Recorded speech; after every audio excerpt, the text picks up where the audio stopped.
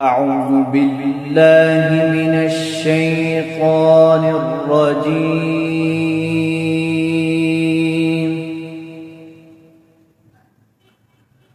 بسم الله الرحمن الرحيم.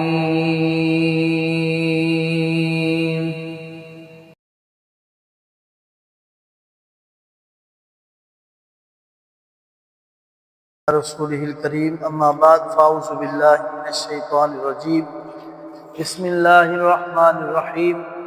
فمن اظلم، پھر کون زیادہ ظالم ہے، ممن کذب، اس سے جس نے جھوٹ بولا، علی اللہ، اللہ تعالیٰ پر، وکذب بالصدق، اور اس نے جھٹلایا یا سچائی قرآن کو،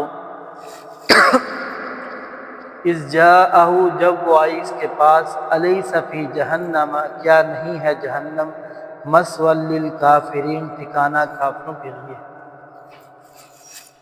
یہ ہمارا 24واں پارے کا آغاز ہے. اللہ رب العالمین اس سورہ مبارکہ میں جو پہلے سے بات کرتے آ رہے ہیں کہ مومن جو اللہ تعالیٰ کی اتباع کرنے والا، اس کے لیے تو انعامات ہیں، اور جو کافر ہے اللہ تعالیٰ کی نافرمانی کرنے والا، اس کے لیے اللہ کا عذاب ہے. اور یہ یاد رکھیں، دنیا میں اللہ تعالیٰ نے توحید کے بارے میں بے شمار مثالیں پیش کیں. اس سے پیچھے جو مثال پیش کی کہ ایک بندہ جو کئی ایک آقاؤں کا غلام ہو، اور دوسری طرف ایک کا ایک ہی مالک ہو، ایک ہی آقا ہو.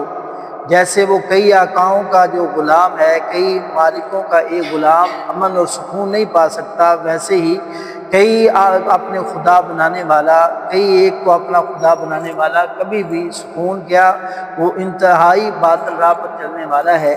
اور دوسری طرف جو ایک ہی اللہ کو مانتا ہے وہی دنیا میں کامیاب ہے. اب اللہ تعالیٰ فرماتے ہیں کون ہے اس شخص سے زیادہ ظالم جو اللہ کی بات کو جھٹلا دیتا ہے اور اللہ تعالیٰ کی احکامات کو ٹھکرا دیتا ہے. وَكَذَّبَ بِالصِّدْقِ، یعنی قرآن پاک کو بھی وہ جھٹلاتا ہے. کیا ایسے بندے کا جس نے اس رب العالمین کا انکار کیا جس نے اس انسان کو بنایا تھا، اس رب العالمین کا انکار کیا جس نے اس کو سب کچھ عطا فرمایا، پھر اس نے اس کی ہدایت کے لیے کتاب قرآن پاک بھی اتارا، اس کو بھی اس نے ٹھکرا دیا. کیا اس کا ٹھکانہ جہنم نہیں ہونا چاہیے؟ یعنی اللہ تعالیٰ سوالیہ انداز میں پوچھتے ہیں. ابھی ایک غلام ہے، وہ اپنے مالک کے سارے احسانات کے باوجود اس کو مالک نہیں مان رہا، کیا ایسے بندے کو سزا نہیں ملنی چاہیے؟ یقیناً ایسے بندے کا ٹھکانہ جو ہے جہنم ہی ہے.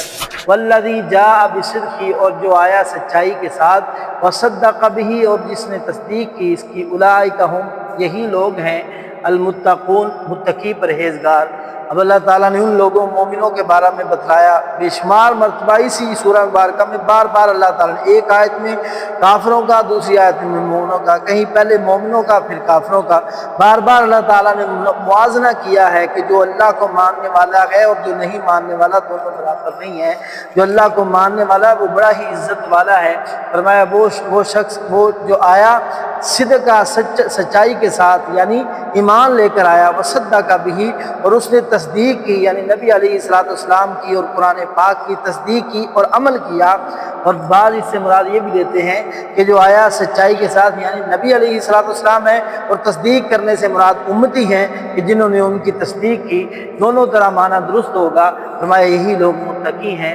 لہم ما یشاؤون، ان کے لیے ہیں جو ان کے لیے ہے وہ جو چاہیں گے، عند ربہم، ان کے رب کے پاس. ذالک جزاء المحسنین، یہ ہے بدلہ نیکی کرنے والوں کا. یعنی جو اللہ نے چاہا وہ دنیا میں کرتے رہے، قیامت کے دن جو یہ چاہیں گے اللہ وہ کر کے دکھلا دیں گے. اللہ ہمیں عمل کی توفیق عطا فرمائے.